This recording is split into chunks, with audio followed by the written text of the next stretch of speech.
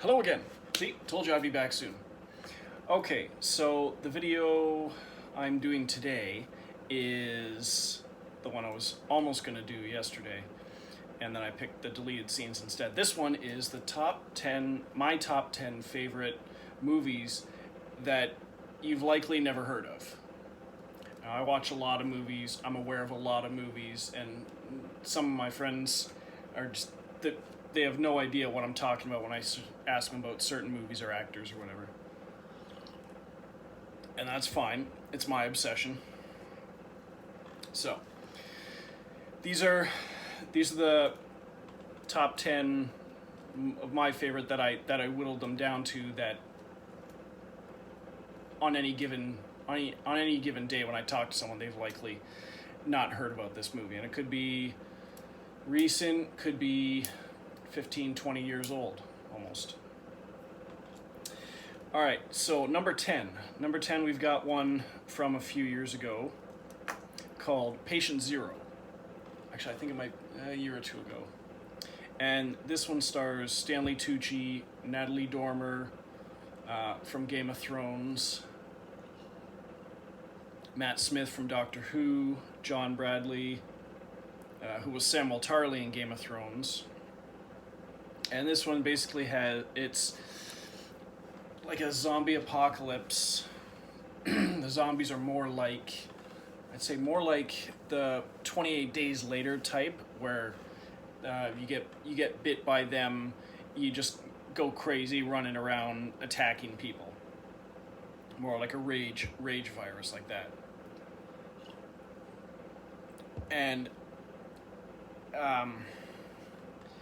you don't know exactly what the rest of the world looks like or how many people are still alive left in the world, but there's a bunch of zombies out there, and then there's humans, and then there's a group that are hiding down in this military bunker.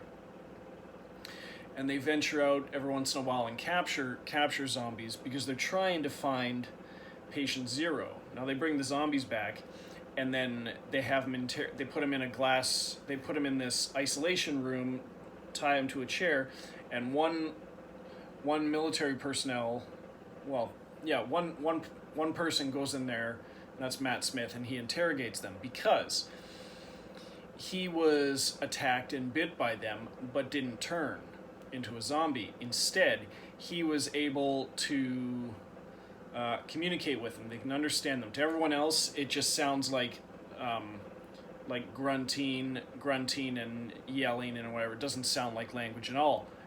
But to him, it does. He can understand them and he can communicate. And he's determined that music in general unnerves them. So he interrogates them, softens them up by playing music, and then he interrogates them because they want to find out Patient Zero. And then they bring in some zombies, and some get loose. One of them attacks somebody, and they decide to interrogate him, and it's Stanley Tucci. And he's completely calm. The music doesn't bother him. He's got cigarettes on him and a lighter. He starts smoking in there. And Matt Smith goes in there, and he's just having a completely calm, rational conversation with him. And most of what Stanley Tucci answers with is just like, it's all this matter of fact, like, well, of course. Don't you? Blah, blah, blah. Like, we're just as normal as you guys. And they're just as interested in why he can understand them and isn't infected as they are interested with the zombies. And it's a very, very interesting dynamic that Matt Smith and Stanley Tucci have in this movie. And it's also the first time I've seen Stanley Tucci as a badass, because he has some badass scenes in this movie. That's as far as I'll go with that one. Let's see, number 9. We have a movie from a few years ago called Bokeh. Now, I remember looking it up one time, but I can't remember what Bokeh actually stands for. But this movie stars Matt O'Leary and Micah Monroe. Micah Monroe from The Guest, and most notably It Follows. She was also in The Fifth Wave. Matt O'Leary, I mostly know him from In Time and Frailty. He was one of the little boys in Frailty. But it's basically this couple that goes on vacation to Iceland, and just one night there's this big flash up in the sky, and they wake up the next day and the whole city is deserted. And they don't know this right away, but they're looking online and there's no updates on Facebook or on the internet or anything. And they're trying to call people, getting no answers, sending messages, getting no replies. And just over the course of the movie, they realize that everyone is gone. Everyone, as far as they know, on planet Earth is gone. And they start off having the time of their lives because they have free run of the place, and then it starts to get lonely and depressing, and they do end up meeting one other individual, an old man down by the lake, but it's an interesting story, interesting take on it, but it's also a beautifully shot movie, well acted but beautifully shot. Okay, number 8, we have The Jacket from, at this point, I think it was back in 2005, so like 15 years ago. And this one has a good cast. It's got Adrian Brody, Keira Knightley, Chris Christopherson, Daniel Craig in a smaller role, before most people knew who he was. Laura Dern, Jennifer Jason Leigh. And this is basically a Gulf War vet comes back. He gets shot in the head by a child soldier and survives, but he has occasional amnesia. And he's hitchhiking down the road and meets up with this mother and daughter who are having car trouble, helps fix their car. Sort of strikes up a conversation, forms a bond with the daughter, and fixes their car, sends them on their way. And he gets picked up by another guy, played by the late Brad Renfro, and they're traveling, and then they get pulled over by the cops, and this apparently is a problem for the criminal, Brad Renfro, and ends up shooting the cop and shooting Adrian Brody, and he loses consciousness, and then when he comes to, he's being arrested, and he claims that there was someone else there. They're blaming the cop's death on him, but because of his amnesia, they don't believe him. But he's eventually found not guilty by reason of insanity and committed to a hospital for the criminally insane. And there he meets Daniel Craig, the doctor, Jennifer Jason Leigh, his main doctor, Chris Christopherson, who subjects him to some experimental treatment where they inject some experimental drugs into him and put him in this odd-looking straitjacket, slide him into this morgue shelf, close the door, and he sort of goes into a odd mental state, and he's able to travel about 15 years into the future, where he meets a grown-up version of the little girl and interacts with her and finds out that he's gone to the future. And he goes back and forth a few times, trying to change things and interacting with future versions of the people that he knew back in 1992 and later in 2007. And I'll cut myself off there because it's really interesting how the movie plays out. But yeah, great story, and not talked about enough, if you ask me. All right, number 7, we've got a movie called 7500 or Flight 7500, depending on which country you live in, I suppose. And sort of a ghost story of types, takes place on an airplane trip. Directed by Takashi Shimizu, who directed The Grudge and other films. And this one has like stacked cast, like Jerry Ferrara, who was Turtle in the Entourage movies. You've got Leslie Bibb, Ryan Kwanten, Amy Smart, Jamie Chung, Scout Taylor Compton from the Rob Zombie's Halloween movies. You've got Christian Serratos from Walking Dead. You've got Jonathan Skeck. And it's sort of like this ghost or entity gets loose on the plane and starts picking off the passengers one by one, and like the pilot can't radio it. Something happens partway through the trip, and the pilot can't get a hold of the control towers, and it's one I wouldn't want to spoil for someone. Just because of it's a really cool reveal, but it's one that makes you want to rewatch the movie again. I always say it, like, I don't want to outright spoil the movie for it, but I'm okay with certain movies being spoiled for me as long as it's still a good movie in the end. All right. So number 6, we've got The Curve, also known as Dead Man's Curve. Now, if you've more likely heard of the movie Dead Man on Campus, the Mark Paul Gosselaar and Tom Everett Scott college movie, where the idea is if your roommate commits suicide, you're automatically given straight A's for the rest of the year to compensate. And they make plenty of jokes about it. It's a funny movie. Well, this is the serious dark side of that, and it's called The Curve, or Dead Man's Curve. And same concept, but they decide to, in the similar way in Dead Man on Campus, they decide to target one of their roommates and move them in and do that. This one, they target one of the roommates who's just a dick to everyone. And you've got Matthew Lillard, Michael Varden from Alias, Kerry Russell, and as the main 3 people in it. And it's very, very interesting if you watch these 2 movies back to back or within a short time period, how night and day they are in terms of tone, and very, very different results.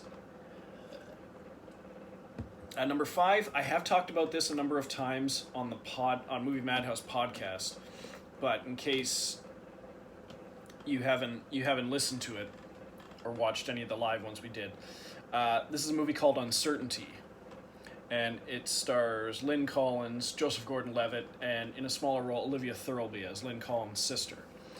Now, it's basically, you've got Lynn Collins and Joseph Gordon-Levitt standing on a bridge, talking vaguely about something, a decision they want to make. And they decide to let a coin flip decide the fate of this decision. And they flip the coin, look at it, you don't get to see what it is, and you don't know what they're deciding on. They take off. They're on the bridge between, I believe, Manhattan and Brooklyn. And they take off in either directions. Let me see. I believe Joseph Gordon-Levitt, starting off, is dressed in yellow. Lynn Collins is dressed in green.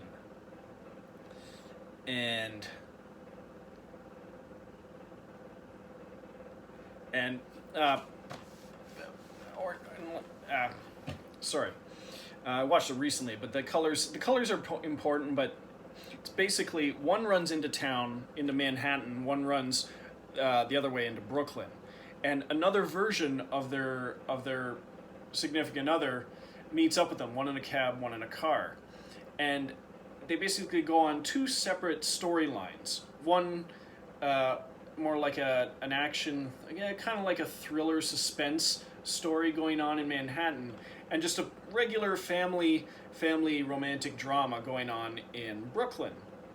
And they start off saying like yellow on the screen or green on the screen, and like the protagonists that are dressed both in yellow follow the one storyline, the one dressed in green follow the other storyline. And they never meet back up, and they never resolve either of them. So it's a movie you're not really in danger of spoiling, because it's just experiencing it. I mean, you can be told the basics, but just experiencing how it plays out is the joy of this movie. So, highly recommended that one. Uncertainty. Number 4, we've got The Invitation. 4 or 5 years ago. 4 or 5 years ago, I think. Now, this movie is the epitome of what you may or may not have heard referred to as a slow burn, where a movie takes a long time to get going, and then all of a sudden it kicks off. Well, this one is the epitome of a slow burn. I would say about 90% of the movie is build-up, very slow build-up. But it's not, you don't care because the movie is so damn wonderful to watch, so gorgeous, so awesomely shot, beautifully acted. You're just enjoying the ride, and all of a sudden you're like, oh my god, and it all starts to unravel. You've got Logan Marshall Green. The most recognizable three most recognizable people in the movie would be Logan Marshall Green,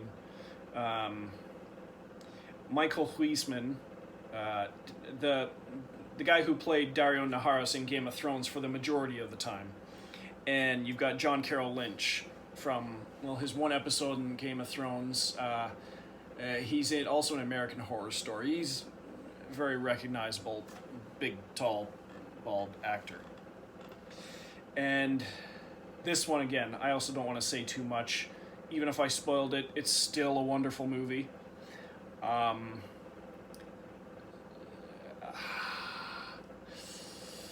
Basically involves a man and his girlfriend being invited to a party thrown by his ex-wife and her new husband, and then various friends that they all share.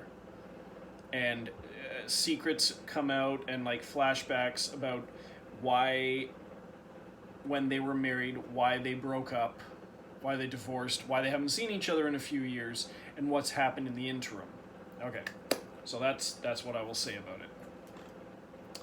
Let me see. Number 3, we've got Running Scared. Probably still my favorite Paul Walker movie / performance. And one of the few rated R movies in Canada. If you're not aware, rated R in the States is just like our 18A. Well, rated R in the States can be either 18A or 14A here, but rated R in the States, it's you have to be 17 or accompanied by someone 17 or older. Just like in Canada, 18A, you have to be 18 or accompanied by someone 18 or older. If it's rated R in Canada, it's like an NC-17 in the States. NC-17 in the States, if you're under 17, you're not getting in. I don't care. It doesn't matter who you're with. In Canada, if it's rated R, you have to be 18 or older, or you're not getting in. Doesn't matter who you're with. That's what rated R means in Canada, or at least Ontario. So that was one of these ones, because it is a fairly violent, graphically violent movie, and basically involves Paul Walker. You've got Paul Walker as criminal. He's married to Vera Farmiga. You've got Carl Roden as a Russian gangster, Cameron Bright as his son, John Noble from Fringe and Return of the second two Lord of the Rings movies, as Russian kingpin, mob boss. Chaz Palminteri as a corrupt cop.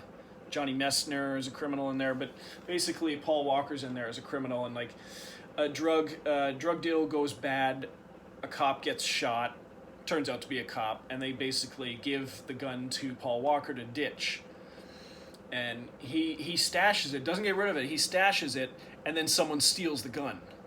One of the kids plays with the gun, and then it gets taken, and then it just basically, the gun goes from place to place to place to place, and Paul Walker's trying to track it down. And prior to me seeing, this could have been on this list, I suppose, Sympathy for Mr. Vengeance. This movie was the one I thought of when I thought, just how bad a day, just how worse can this guy's day get as the movie goes on. Now, it's much worse in Sympathy for Mr. Vengeance, but it's pretty damn bad in this movie. He's just tracking the gun from place to place to place to place, and it has to track this gun down because shit is gonna hit the fan if he doesn't. Okay, so number two we have my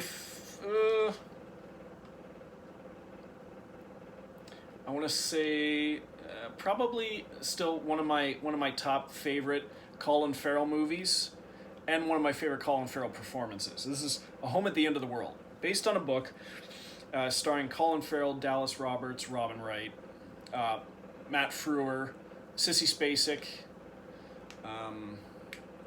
and it's basically Colin Farrell and Dallas Roberts as kids.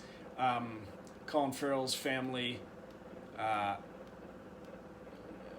basically his brother dies, his mom dies, his dad dies, and he basically is left as an orphan. He grows up with Dallas Roberts' family, and then Dallas Roberts moves to New York, and then Colin Farrell lives and works with the family, and then eventually he moves to New York to rejoin his friend. And it's them living in New York. Dallas Roberts already lives with Robin Wright. Dallas Roberts' character is gay, and Robin Wright, they're just roommates living together. They're best friends. And it becomes sort of not so much a love triangle, because you've got like best friends. These two are best friends, and these two are best friends, and they're all living together, and it's a good relationship between the three of them, and they're getting closer, and then it's just how things progress from there. Now, I never read the book, so I don't know how close it follows it, but it's a really beautiful movie. Let me see. Because we had it in St. Thomas when sort of like the film group played it at our theater, so we didn't get it in regular rotation, or regular release. Okay, so number one on my list of top 10 favorite movies you've likely never heard of is one called Groove. And this is when you watch this movie, and it's like if you've ever wanted to go to a rave, this is the rave you'd want to go to. And you've got the only real people you'd recognize in it, or at least that I did, would be at the time Rachel True. She was in Nowhere and some other stuff. Lola Glaudini, who at that time I'd only seen her in NYPD Blue, and she went on to be one of the stars of Criminal Minds, I believe. And Amish Linklater, who I hadn't seen before, but now the last thing you would have seen him in probably is Battleship and The Big Short. And it's basically Hamish Linklater and his brother and his brother's girlfriend are going to this rave. Lola Glaudini gets picked up by a few people. They're going to this rave. It's all these different people who don't know each other coming to this one rave and interacting with each other character at some point. And it's just, the music's amazing. The dialogue, there's a fair amount of dialogue. I wish this guy had made more movies. I think his name is Greg Harrison. I think he made another movie called November, and then stopped making movies. I don't know why. But this movie is such a fun, enjoyable movie to watch. Again, it's like it's the rave you'd always want to go to. The rave's going, gets shut down, gets started back up, and then it's one of those ends, and then there's the morning after, and everything's great, and there's not much to say about it, because you just have to watch it. You have to watch it, experience it, enjoy the music, enjoy the way it's presented. Okay, so I'm not sure what my next one is gonna be. Because these two, I'd been sitting on this one for a while, and then deleted scenes I had to do right away, and so I got these two right out, bang, bang, and this one will be up soon. Okay, so that is all. I'll see you next time, and toodles.